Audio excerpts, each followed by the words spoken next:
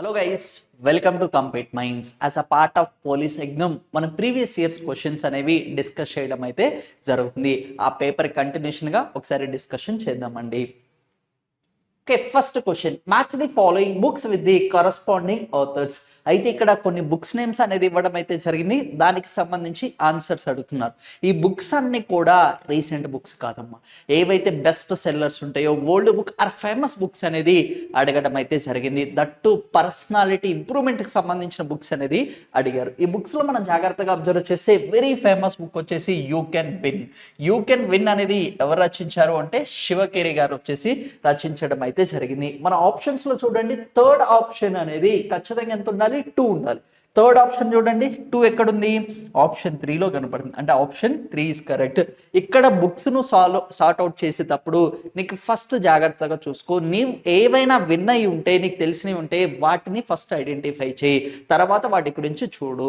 ఆటోమేటిక్గా నీకు ఒక ఆప్షన్ నీకు తెలిసినా కానీ మ్యాచింగ్లో నువ్వు ఎలిమినేషన్ టెక్నిక్స్ యూజ్ చేసుకొని కూడా డైరెక్ట్గా ఆన్సర్ చేయడానికి ఉంటుంది. మనకేం తెలుసు? యూ కెన్ విన్ వచ్చేసి శివకేరి గారు రచించారు అని తెలిసింది. ఆటోమేటిక్గా ఏం తీసుకున్నాం? థర్డ్ ఆప్షన్ సి అనేది ఖచ్చితంగా 2 ఉండాలి. ఇంకా మీ రిమైనింగ్ ఆప్షన్స్ ఏమైనా ఉన్నాయా? ఏమీ లేవు. అందుకోసం మొత్తం కూడా క్యాన్సిల్ చేసేసుకోండి. ఇలా అయినా చేయొచ్చు, లేదు అంటే నామినల్గా నువ్వు మొత్తం గుర్తుపెట్టుకుంటా అన్నా కానీ ప్రాబ్లం ఏం లేదు. యూ కెన్ విన్కి సంబంధించి చాలా చాలా ఫేమస్ బుక్, దట్టు ఏంటంటే బెస్ట్ సెల్లర్ బుక్ కూడా. ఈ బుక్లో అంతా కూడా స్టోరీకి సంబంధించి అనేది మెన్షన్ చేయడం అయితే జరుగుతుంది. అయితే రీసెంట్గా సంబంధించిన బుక్స్ కూడా చాలా చాలా important.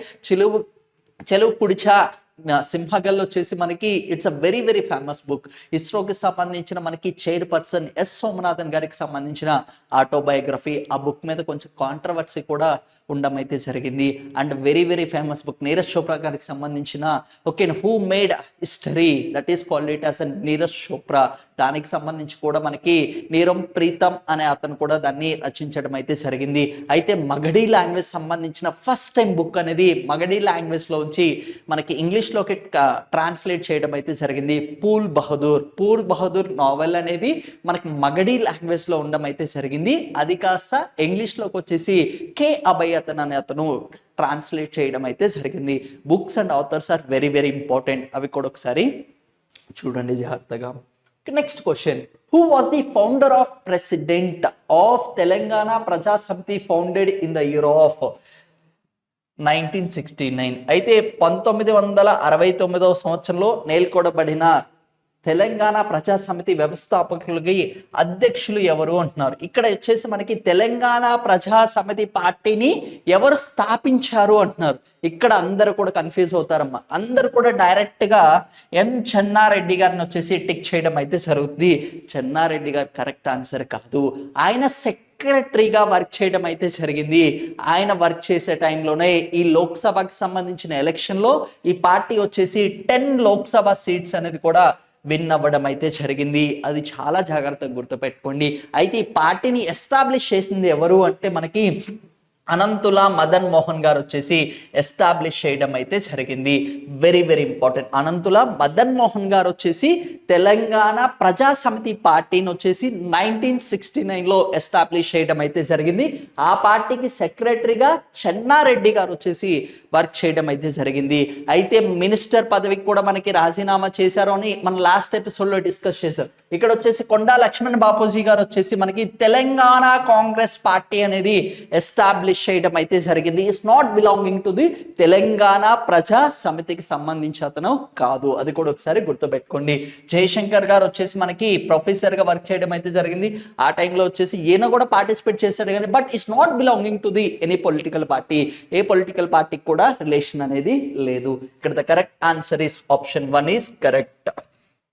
Next, identify the communist party leader who extended and announced his party's support to the separate Telangana movement in the year of 2010. ఇది కూడా చాలా చాలా ఇంపార్టెంట్. సపరేట్ తెలంగాణ మూమెంట్ జరిగేటప్పుడు ఏ communist party leader separate Telangana మూమెంట్కి మద్దతు ఇచ్చారు అంటున్నారు. ఇలా ఇక్కడ మన ఆప్షన్స్ అనేవి తీసుకుంటే మనకి బిందా కామత్ కాదు అండ్ సీతం యచూరి గారు కూడా కాదు.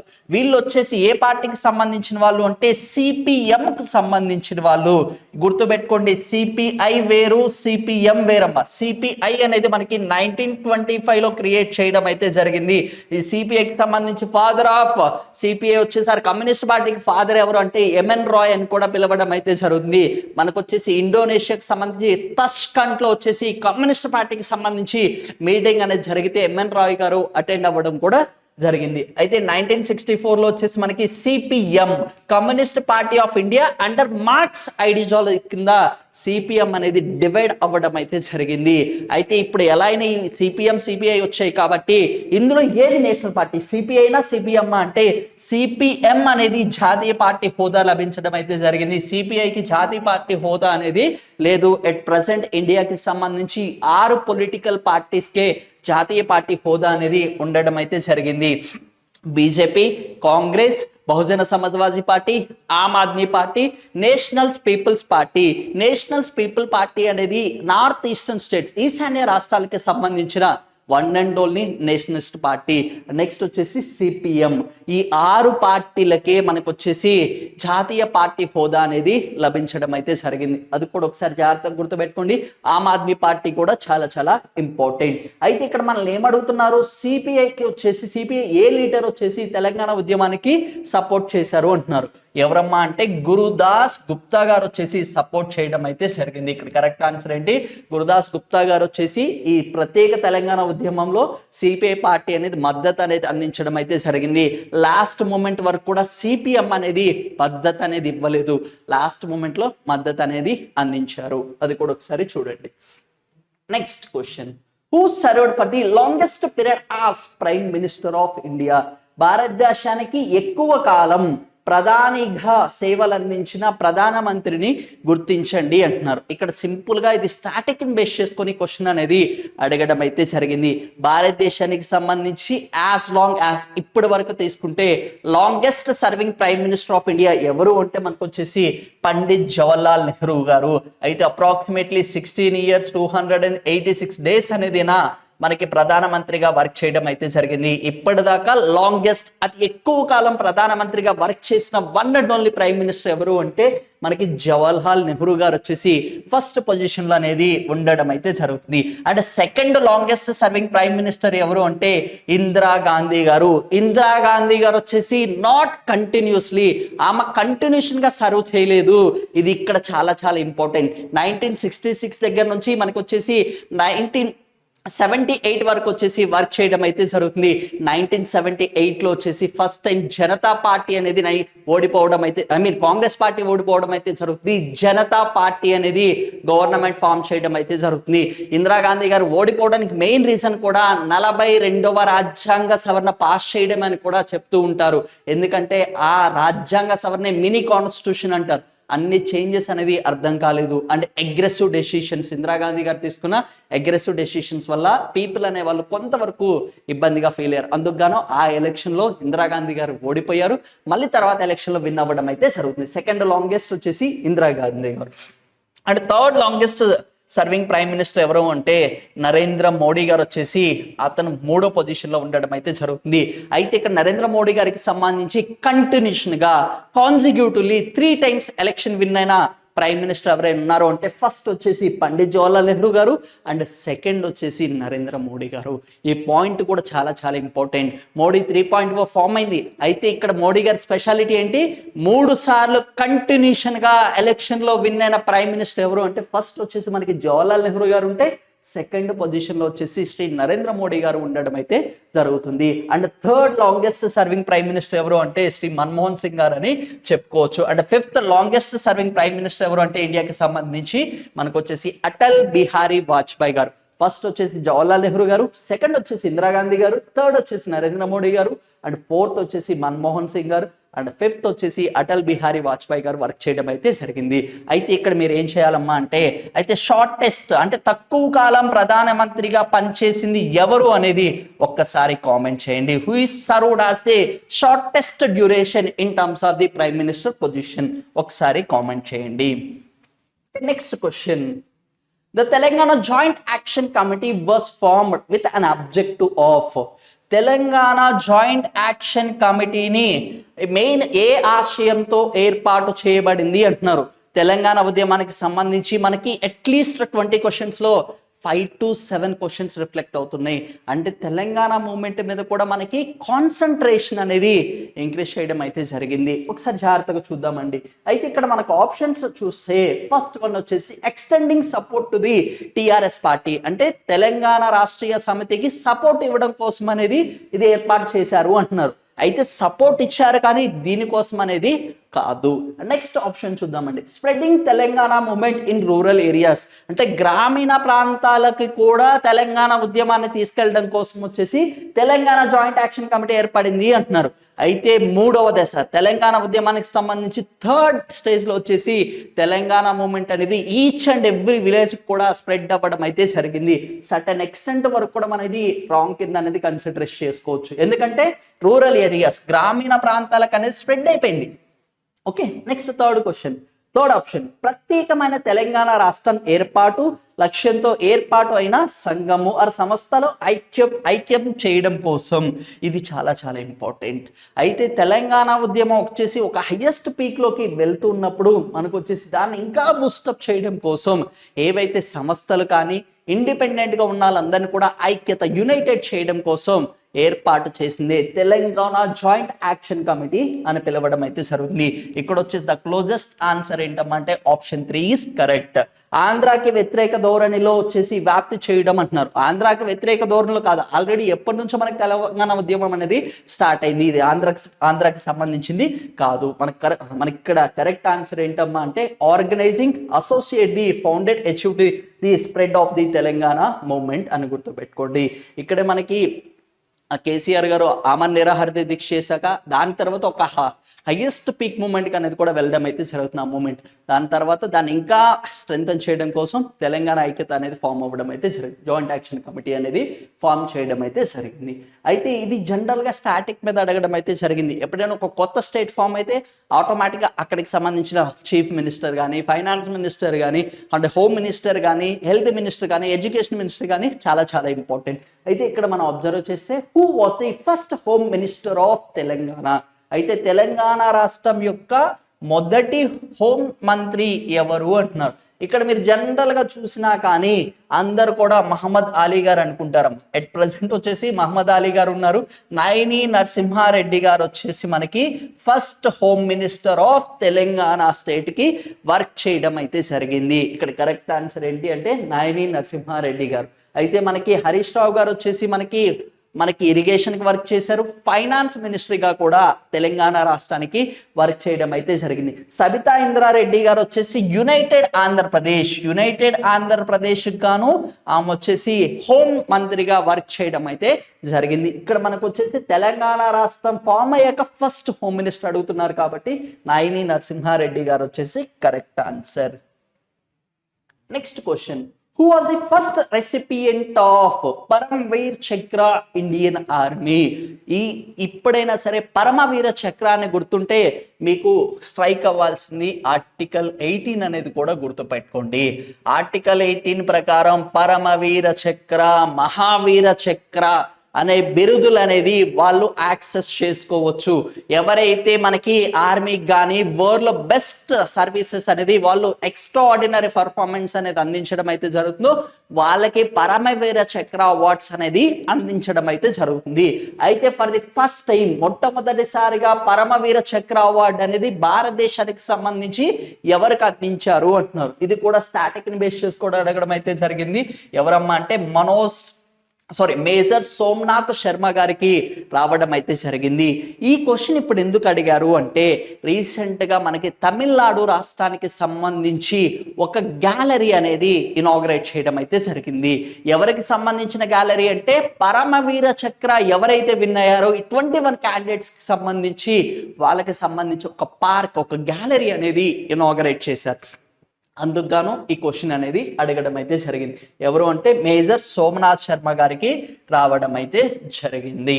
Next, identify the women leader who who presided over the Nizam Andhra Mahila Sabha sessions held in the Khammam in the year of 1934. ఇక్కడ జాగ్రత్తగా చూస్తే 1934 సంవత్సరంలో ఖమ్మంలో జరిగిన నిజాం ఆంధ్ర మహిళా సభకు అధ్యక్షతగా ఎవరు వ్యవహరించారు అంటున్నారు. అది కూడా పర్టికులర్ గా అడుగుతున్నారు, మహిళా నాయకురాలు ఎవరు అంటున్నారు. మనకి ఇది తీసుకుంటే నిజాం ఆంధ్ర మహిళా సభ అనేది 1930లో ఏర్పాటు చేయడం అయితే జరిగింది. ఈ 1930 దగ్గర నుంచి 1946 వరకు మనకి ఈ మీటింగ్స్ అనేది టోటల్ 13 నిజాం ఆంధ్ర మహిళా సభలు అనేది జరగడం అయితే జరిగింది.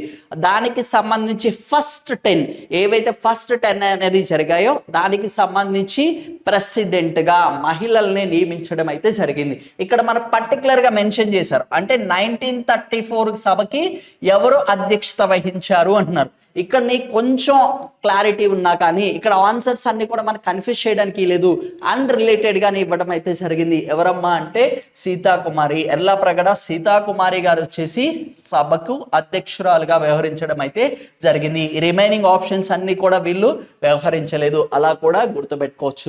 ఇక్కడ నీకు కొంచెం క్లారిటీ ఉన్న తెలంగాణ మూమెంట్ కి సంబంధించి నువ్వు డైరెక్ట్ గా ఆన్సర్ చేయొచ్చు.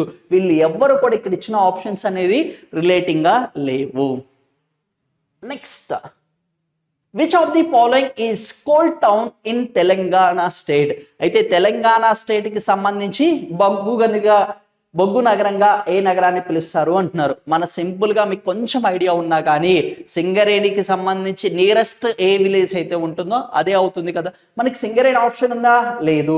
వరంగల్ అనేది కాదు, అండ్ గోదావరి ఖని అని కాదు, కరీంనగర్ కూడా కాదు. ఏంటమ్మా అంటే Kothagudem is near to the Singareni. అందుకోసం ఇక్కడ కొత్తగూడెం అనేది మన కరెక్ట్ ఆన్సర్ అనేది అవ్వడం అయితే జరుగుతుంది. కోల్ అనేది వచ్చింది కాబట్టి based on carbon percentage lignite, anthracite, డ్యూటెరిమస్ అనేది డివైడ్ చేయడం అయితే జరుగుతుంది. అది ఎలా? కార్బన్ పర్సెంటేజ్ ని బేస్ చేసుకొని. అయితే 2023 and 24 గాను, 24 and 25 గాను ఈ కోల్కి సంబంధించి 1 బిలియన్ టన్స్ అనేది కోల్ అనేది ఎక్స్ట్రాక్ట్ చేయాలి అని కూడా ఒక టార్గెట్ అనేది పెట్టుకోవడం అయితే జరిగింది గవర్నమెంట్ ఆఫ్ ఇండియాకి సంబంధించి. అయితే మనకి మేజర్ గా తీసుకుంటే కోల్లో తీసుకుంటే హైయెస్ట్ రిజర్వ్స్ ఎక్కడ ఉన్నాయంటే జార్ఖండ్, ఒడిశా, ఛత్తీస్గఢ్ ప్రాంతాల్లో అనేది హైయెస్ట్ కోల్ రిజర్వ్స్ అనేది ఉండడం అయితే జరిగింది. 80% ఆఫ్ కోల్ రిజర్వ్స్ అనేది దామోదర్ వ్యాలీలో అనేది ఉండడం అయితే జరిగింది. ఫస్ట్ టైం వచ్చేసి ఇంగ్లీష్ ఈస్ట్ ఇండియన్ కంపెనీ 1774లో వచ్చేసి రాణికంజ్లో వచ్చేసి మొట్టమొదటిసారిగా కోల్ ఎక్స్ట్రాక్షన్ అనేది స్టార్ట్ చేయడం అయితే జరిగింది. ఏ సంవత్సరం అంటారు? 1774లో స్టార్ట్ చేయడం అయితే జరిగింది. ఓకే, అవర్ కరెక్ట్ ఆన్సర్ ఏంటమ్మా అంటే Kothagudem is correct answer. Next, which of the following is true?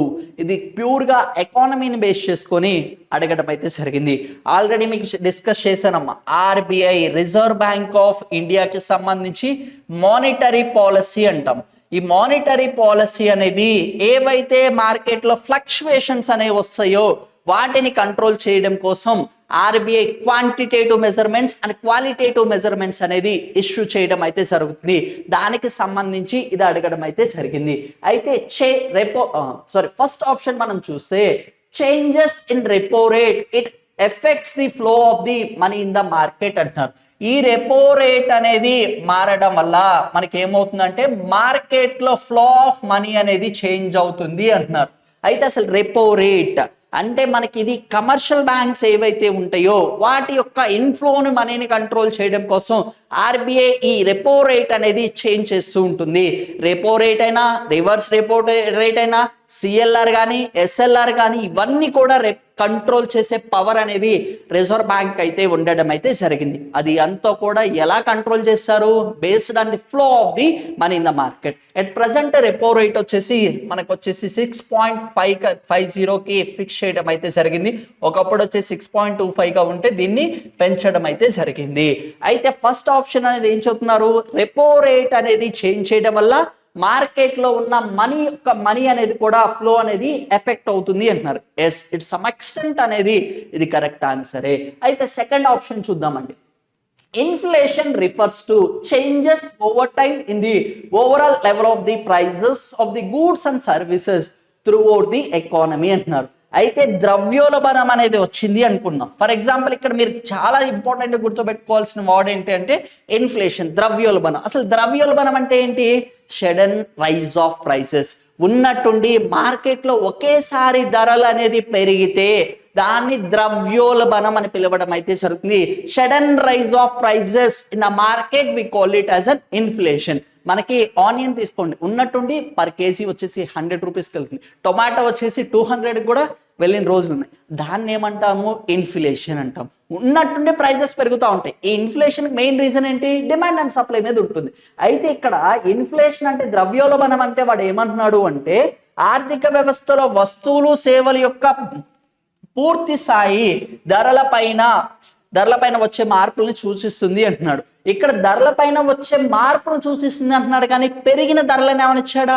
Particular గా ఇవ్వలేదు. మనకి ఇక్కడ మీరు జాగ్రత్తగా అబ్జర్వ్ చేస్తే ఇక్కడ ఏంటమ్మా అంటే ఇక్కడ మనకి చేంజెస్ అని ఇచ్చాడు కానీ ఇంక్రీజ్ అని ఇవ్వలేదు. అందుకోసం మీరు కీవర్డ్స్ అనేది చాలా చాలా ఇంపార్టెంట్. అందుకోసం ఆప్షన్ బి అనేది సమ్ ఎక్స్టెంట్ మనం రాంగ్ అని చెప్పుకోవచ్చు. ఇన్ఫ్లేషన్ అంటే ప్రైజెస్ అనేది పెరగాలి, పెరిగిందని మనకి ఎక్కడైనా ఇచ్చాడు? అక్కడ overall prices goods and services అని ఇచ్చాడు, కానీ అవి ఎలా చెప్తున్నాడు? చేంజ్ అని ఇచ్చాడు. అందుకోసం మనకు పర్టికులర్ గా లేదు కాబట్టి సమ్ ఎక్స్టెంట్ బి అనేది రాంగ్ అనుకోవచ్చు. ఇక్కడ మనకి బి అనేది రాంగ్ ఉన్న ఈ స్టేట్మెంట్స్ అన్ని కూడా క్యాన్సిల్ చేయండి. మిగిలింది ఏంటమ్మా అంటే ఆప్షన్ 3 అనేది కరెక్ట్ అవుతుంది. ఎందుకు? కన్ఫర్మ్ గా ఈచ్ ఆప్షన్ లో కూడా 2 ఇచ్చాడు. ఏ అండ్ బి అని ఇచ్చాడు, బి అండ్ సి అని ఇచ్చాడు, ఏ అండ్ సి అని ఇచ్చాడు, ఏబిసి అని ఇచ్చాడు. మనకి బి రాంగ్ అని తెలిసింది కాబట్టి రిమైనింగ్ ఆన్సర్ ఇస్ కరెక్ట్ అవుతుంది. Next, match the following organization according to the formation and foundation of their foundation. ఈ క్వశ్చన్ కి సంబంధించి ఒక సర్టెన్ అంబిగ్విటీ అనేది కూడా ఉండడం అయితే జరిగింది. ఎందుకు అంటున్నాము అంటే ఇక్కడ తీసుకుంటే మనకి 1996 కాదు, ఇది 1969 అంటే సమ్ ఎక్స్టెంట్ కరెక్ట్ అని చెప్పుకోవచ్చు. ఎందుకంటే ఇది పేపర్లో వచ్చేసి టైపింగ్ ఎర్రర్ అయినా అనుకోవచ్చు, బట్ ఏదైనా పాస్ట్ ఇస్ పార్ట్. ఎగ్జామ్ అనేది జరిగిపోయింది కాబట్టి మనకు అనవసరం లేదు. బట్ ఇన్ జనరల్గా తీసుకుంటే మనకు వచ్చేసి Telangana centre for the studies, Telangana Praja సమితి and Telangana students forum and Telangana forum అనేది ఎప్పుడు ఫామ్ అయ్యాయంటే మనకి క్లోజెస్ట్గా తీసుకుంటే ఆప్షన్ 4 అనేది కరెక్ట్ అవుతుంది. ఇక్కడ ఏదైనా సర్టెన్ అంబిగ్విటీ ఉంది కాబట్టి ఒకసారి దీన్ని జాగ్రత్తగా చూసుకోండి. Okay, next, during the final phase of separate Telangana agitation rail roko అనేది ఎప్పుడు జరిగింది అంటున్నారు. దీనికి సంబంధించి కూడా అంత క్లారిటీ ఇన్ఫర్మేషన్ అనేది లేదు. అయితే రైల్ రోకో అనేది వచ్చేసి మనకి 13, 14, 15లో వచ్చేసి రైల్ రోకో మూమెంట్కి ఫస్ట్ టైం వచ్చేసి కాల్ ఫర్ చేయడం అయితే జరిగింది. ఈ 13, 14, 15లో అయితే జరగలేదు. మళ్ళీ అగైన్ కాల్ ఫర్ అనేది ఎప్పుడు పిలిచారు అంటే 15, 16, 17లో వచ్చేసి రైల్ రోకో అనేది స్టార్ట్ అయింది. అయితే ఇక్కడ మనకు వచ్చేసి 16 ఉంది, 15 ఉంది ఆప్షన్లో, మరి 11 కూడా ఉంది. అయితే ఇలాంటివి వచ్చినప్పుడు మనం పర్టికులర్ సెన్స్లో తీసుకుంటే అక్టోబర్ 15th అనేది మనం చెప్పుకోవచ్చు. బట్ అక్టోబర్ 15th వచ్చేసి ఫస్ట్ డేట్స్ అనౌన్స్ చేశారు, కాకపోతే 15, 16, 17లో వచ్చేసి రైల్ రోకో ఉద్యమం అనేది స్టార్ట్ అవ్వడం అయితే జరిగింది. దీని మీద కూడా సర్టెన్ అంబిగ్విటీ అనేది మార్కెట్లో ఫ్లక్చువేట్ అవుతూ ఉంది. ఒకసారి ఇది కూడా ఒకసారి జాగ్రత్తగా చూడండి. ఇన్ కేస్ ఎక్కడైనా రెఫరెన్స్ దొరికితే దాన్నే కరెక్ట్ చేసుకోండి. Next, the value of information technology and IT's exports from Telangana for the financial year of 2022 and 23 is about. ఈ క్వశ్చన్ అంతా కూడా మనకి ఓల్డ్ సిస్టమ్ అంటాం. అంతకుముందు ఎవరైతే కాంపిటేటివ్గా ప్రిపేర్ అవుతూ ఉంటారో ఖచ్చితంగా వాళ్ళు ఎగ్జామ్కి వెళ్ళేటప్పుడు ఎకనామిక్ సర్వే కూడా ఖచ్చితంగా చూస్తారు అండ్ బడ్జెట్ కూడా చదివేవాళ్ళు. అయితే రీసెంట్గా పేపర్ ట్రెండింగ్ అనేది మారింది, అందుకోసం దీన్ని నెగ్లెక్ట్ చేయడం అయితే జరిగింది. అందుకోసమే ఎప్పుడైనా సరే ఎకనామిక్ సర్వే కానీ బడ్జెట్ కానీ నువ్వు సింపుల్గా ఏదైనా ఎగ్జామ్ రాస్తున్నావు అంటే నీకు రిలేషన్ అది యూజ్ అయినా యూజ్ అవ్వకపోయినా first refer economic survey and budget. ఈ రెండు ఖచ్చితంగా చదవండి, అస్సలు నెగ్లెక్ట్ చేయొద్దు. నీకు ఈ రెండు కొంచెం క్లారిటీ ఉన్నాయి అంటే నీకు ఆల్మోస్ట్ ఆల్ ఎకానమీ అంతా కూడా ఒక బ్లూ ప్రింట్ అనేది నీ దగ్గర ఉంటుంది. నువ్వు ఇది నీకు అర్థం అవ్వకపోయినా 1-2 సార్లు చదవండి, ఎందుకంటే ఒక క్లారిటీ అనేది వస్తుంది. దాన్ని బేస్ చేసుకొని డైరెక్ట్గా స్టాటిస్టిక్స్గా అడగడం అయితే జరిగింది. అయితే ఇక్కడ ఏం అడుగుతున్నారు అంటే ఆర్థిక సంవత్సరానికి సంబంధించి 2022-23కి సంబంధించి టెక్నాలజీ అండ్ ఇన్ఫర్మేషన్ టెక్నాలజీకి సంబంధించి అయితే తెలంగాణ రాష్ట్రం యొక్క ఎక్స్పోర్ట్స్ ఎంత అంటున్నాడు. 1.82 lakh crores అనేది మనకి ఎక్స్పోర్ట్స్ అనేది చేయడం అయితే జరిగింది. It's purely based on the economic survey. ఇది కూడా మనకి ఏంటి ప్రజెంట్ అనేది మనకి చేంజ్ అయింది కాబట్టి, ఇది లాస్ట్ టైం ఇది కాబట్టి ఒకసారి లేటెస్ట్ అప్డేట్స్ అనేది మళ్ళీ మనం ఒకసారి డిస్కస్ చేద్దామండి. నెక్స్ట్ ఇది కూడా మనకి బడ్జెట్ మీద అడిగారు. ఆల్రెడీ ఎకనామిక్ సర్వే అన్నాను, వెంటనే నెక్స్ట్ క్వశ్చన్ మనకి బడ్జెట్ మీద వచ్చింది. అందుకోసం బడ్జెట్ కూడా చాలా చాలా ఇంపార్టెంట్. ఇక్కడ మీకు క్లారిటీ గుర్తుపెట్టుకోండి అమ్మా. బడ్జెట్ అనే పదం అనేది రాజ్యాంగంలో ఎక్కడా కూడా యూజ్ చేయలేదు. మరి బడ్జెట్ అంటారు కదా సార్ అందరూ, మరి బడ్జెట్ అనేది కరెక్టేనా అంటే ఇన్ ఎంటైర్ ఇండియన్ కాన్స్టిట్యూషన్ ఎక్కడా కూడా బడ్జెట్ అనే పదం అనేది మెన్షన్ చేయలేదు. ఆర్టికల్ 112 ప్రకారం తీసుకుంటే మనకి మేజర్గా యాన్యువల్ ఫైనాన్షియల్ స్టేట్మెంట్, ఓకేనా, ఒక సంవత్సరానికి సంబంధించిన ఫైనాన్స్ ఎక్స్పెండిచర్ అనేది ఎంతైతే ఉంటుందో దాన్ని మొత్తం కూడా మెన్షన్ చేయడం కోసం యాన్యువల్ ఫైనాన్షియల్ స్టేట్మెంట్ అని మెన్షన్ చేయడం అయితే జరిగింది. ఎక్కడా కూడా బడ్జెట్ అనే పదం అనేది యూజ్ చేయలేదు. అయితే ఇక్కడ ఒక క్వశ్చన్, గవర్నమెంట్ అనేది బడ్జెట్ పాస్ చేయలేకపోయింది, ఏమైంది?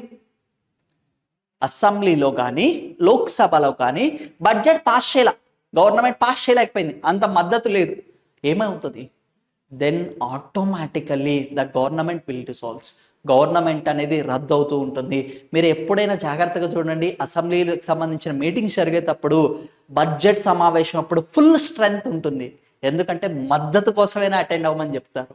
అందుకోసం ఇక్కడ వచ్చేసి బడ్జెట్ అనేది పాస్ చేయలేకపోతే గవర్నమెంట్, దెన్ ఆటోమేటిక్గా మనకి రాష్ట్రపతి గారు గవర్నర్ గారిని డిసాల్వ్ చేయాల్సిన పని లేదు, ఆటోమేటికల్లీ ఇట్ డిసాల్వ్స్, అది అనేది రద్దు అవ్వడం అయితే జరుగుతుంది. ఓకే, అది కూడా ఒకసారి చూద్దాం. In case money bills pass చేయలేకపోయినా కానీ మనకి గవర్నమెంట్ పడిపోతుందమ్మా. ఈ రెండు జాగ్రత్తగా గుర్తుపెట్టుకోండి. మళ్ళీ మనం ఎక్కడైనా వచ్చినప్పుడు అప్కమింగ్ ఎపిసోడ్స్లో మనం డిస్కస్ చేద్దామండి. ఓకే, ఇక్కడ ఏమడుగుతున్నారు అంటే తెలంగాణ రాష్ట్రానికి సంబంధించి టోటల్ బడ్జెట్ ఎంత అంటున్నారు. ఎంతమ్మా అంటే 2.19 lakh crores అనేది ఉండడం అయితే జరిగింది. అయితే తెలంగాణ బడ్జెట్ అనేది కూడా ఎక్స్పెండిచర్ ఇంక్రీజ్ చేయడం అయితే జరిగింది. ఎట్ ప్రజెంట్ వచ్చేసి 2.9 lakh crores అనేది ఉంది. Next, what does epigraphy means?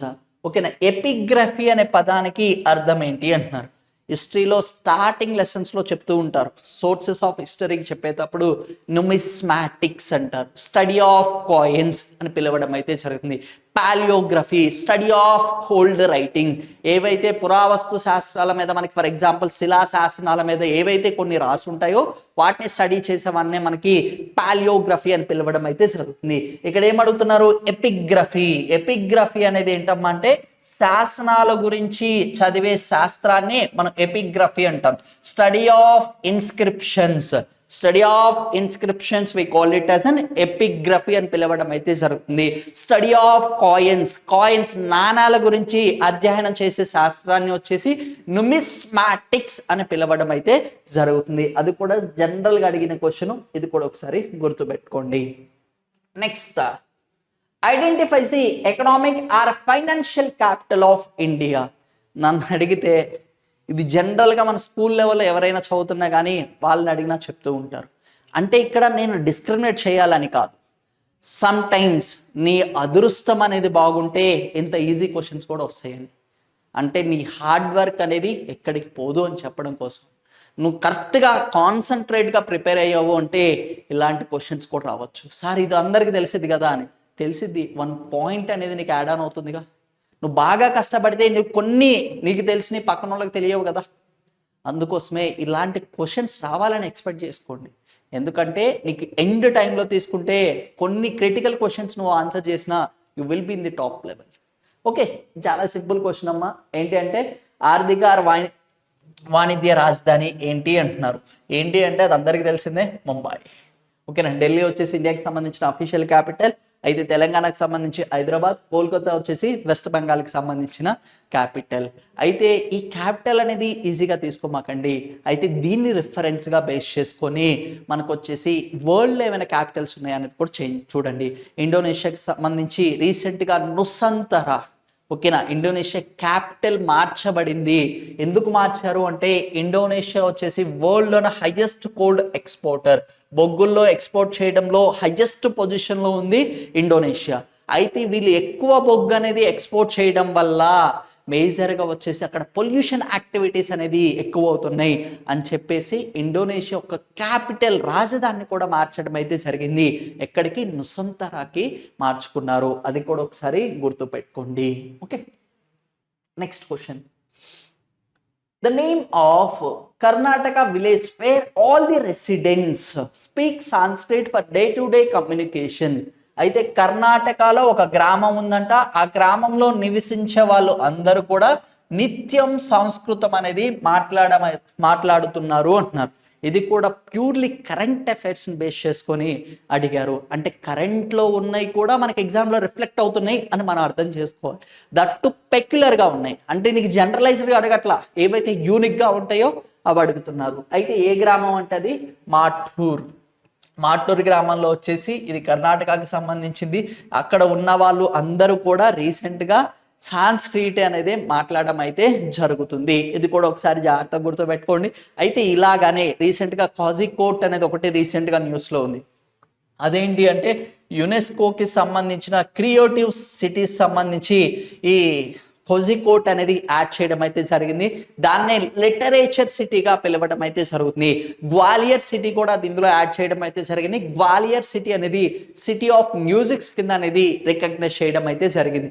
అవి కూడా ఏవైతే డిఫరెంట్ నేమ్స్ అనేవి వస్తాయో అవి కూడా ఒకసారి గుర్తుపెట్టుకోండి, ఎందుకంటే అవి కూడా అడగడానికి ఛాన్స్ అనేది ఉంటుంది. నెక్స్ట్, ఓకే, ఇది కూడా ఒకసారి జాగ్రత్తగా చూద్దామండమ్మా. ఇది కూడా రీసెంట్గా చాలాసార్లు న్యూస్లో ఉంది, చూద్దామండి.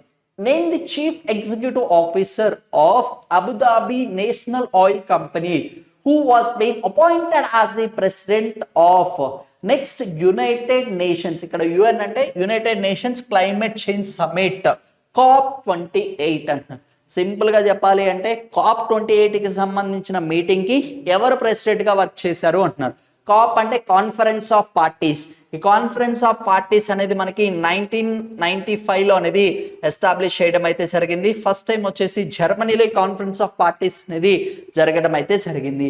అయితే COP28 అనేది మనకి రీసెంట్గా వచ్చేసి వాడే క్వశ్చన్లో ఇచ్చాడు. ఎక్కడ జరిగిందంట? అబుదాబిలో జరగడం అయితే జరిగింది. ఈ అబుదాబిలో జరిగిన దానికి ఎవరిని సెక్రటరీ ప్రెసిడెంట్గా నియమించారు అంటున్నారు. అయితే ఈ COP28కి వచ్చేసి నియమించారు అంటున్నారు. ఎవరిని అంటే సుల్తాన్ అల్ హసన్ గారిని వచ్చేసి ప్రెసిడెంట్గా నియమించడం అయితే జరిగింది. ఇది కూడా చాలా చాలా ఇంపార్టెంట్. ఓకేనా. అలోక్ శర్మ గారిని వచ్చేసి 26 COP మీటింగ్ హెడ్గా వహించడం అయితే జరిగింది. కెరోలినియాను వచ్చేసి మనకి 25కి వచ్చేసి నియమించడం అయితే జరిగింది. అండ్ నెక్స్ట్ వచ్చేసి 27కి వచ్చేసి సమయనన్ హౌషికి వచ్చేసి నియమించడం అయితే జరిగింది. ఇక్కడ మీరు తీసుకుంటే COP29 ఎక్కడ జరుగుతుందమ్మా అంటే మనకి అజర్బైజాన్ బాకు ఏరియాలో జరగడం అయితే జరుగుతుంది. COP28 ఎక్కడ జరిగింది అంటే UAE యునైటెడ్ అరబ్ ఎమిరేట్స్ లో జరగడం అయితే జరిగింది. COP27 వచ్చేసి ఎక్కడ జరిగింది అంటే ఈజిప్ట్ దేశంలో జరగడం అయితే జరిగింది. ఇవి కూడా చాలా చాలా ఇంపార్టెంట్. ఇవి ఫామ్ అవ్వడానికన్నా ముందు మీరు ఇంకోటి గుర్తుపెట్టుకోవాలి. United nations framework on convention on climate change, ఈ ఆర్గనైజేషన్ వచ్చేసి 1992లో క్రియేట్ చేయడం అయితే జరిగింది. ఎక్స్పెషల్గా మేజర్గా తీసుకుంటే ఏదైతే ఎన్వైరన్మెంట్ అనేది డ్యామేజ్ అవుతుందో దాన్ని ప్రొటెక్ట్ చేయడం కోసం ఈ ఫ్రేమ్వర్క్ అనేది తీసుకొని రావడం అయితే జరిగింది. ఈ COP28కి సంబంధించి వాళ్ళు ఒక రిపోర్ట్ కూడా రిలీజ్ చేశారు. ఏంటంటే గ్లోబల్ టెంపరేచర్స్ అనేది 1.5 degrees అనే దానికి కూడా ఇంక్రీజ్ అవుతుంది అని కూడా, ఇంక్రీజ్ అయ్యాయి అని కూడా వాళ్ళు రిపోర్ట్ అనేది ఇవ్వడం అయితే జరిగింది. ఇదే COP28కి COP మీటింగ్ సంబంధించి the prime minister of India గారు వచ్చేసి బై ద ఇయర్ ఆఫ్ 2070 2070 సంవత్సరం కల్లా ఇండియాకి సంబంధించి the net emission of the carbon dioxide అనేది 0 చేస్తాము అని కూడా చెప్పడం అయితే జరిగింది. అయితే 2070 సంవత్సరం కల్లా భారతదేశానికి సంబంధించిన కార్బన్ డైఆక్సైడ్ ఎంత అవుతుందంట, ఎమిషన్ అనేది 0 కూడా అవుతుంది అని చెప్పారు. దీనికి సంబంధించి ఇండియన్ రైల్వేస్ వాళ్ళు కూడా 2030 సంవత్సరానికల్లా ఇండియన్ రైల్వేస్ సంబంధించిన net emission of the carbon dioxide 0 అవుతుంది అని కూడా చెప్పడం అయితే జరిగింది. ఇది కూడా ఒకసారి జాగ్రత్తగా గుర్తుపెట్టుకోండి. Next, name the former international athlete and coach who chaired the presiding in Rajya Sabha in 2023. ఇది మనకి 2023లోనే మనకి పిటి ఉషా గారిని రాజ్యసభకి నామినేట్ చేయడం అయితే జరిగింది. అసలు నామినేటెడ్ అంటే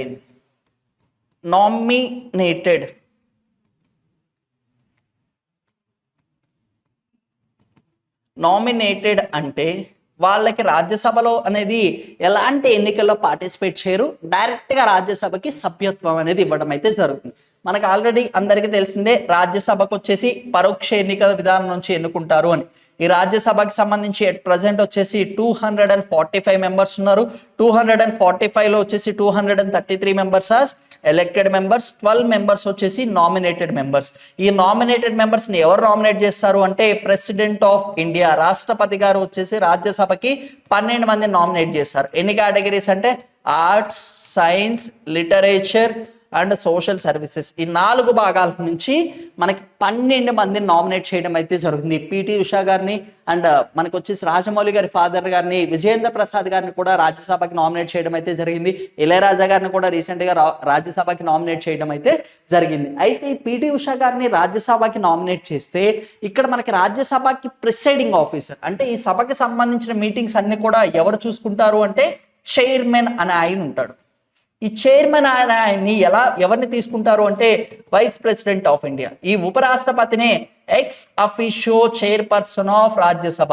ఇన్ కేస్ రాజ్యసభకి చైర్మన్ గారు లేకపోతే ఓకే, అలాంటి టైంలో డిప్యూటీ చైర్మన్ గా ఎవరిని నియమించడం అయితే జరుగుతుంది. ఆయన చైర్పర్సన్ కింద యాక్ట్ అవుతారు. ఈ డిప్యూటీ చైర్మన్ కూడా లేకపోతే ప్యానల్ ఆఫ్ చైర్మన్స్ అంటాం.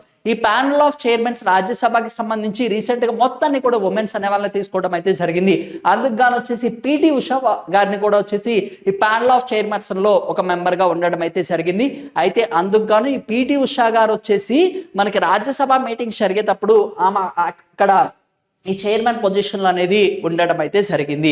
అది అడగడం అయితే జరుగుతుంది. ఇక్కడ ఒక కొత్త న్యూస్ కూడా రావడం అయితే జరిగింది. అయితే నామినేటెడ్ మెంబర్స్ అనే వాళ్ళు డైరెక్ట్ గా చైర్పర్సన్ గా ఉండొచ్చా అంటే ఎస్, ఉండొచ్చమ్మా. In case panel of chairperson లో ఆమె ఉంటే ఆటోమేటిక్ గా వాళ్ళని అపాయింట్ చేయొచ్చు. బట్ వీళ్ళు ఎప్పుడు దాకుంటారు, బట్స్ టెంపరీ.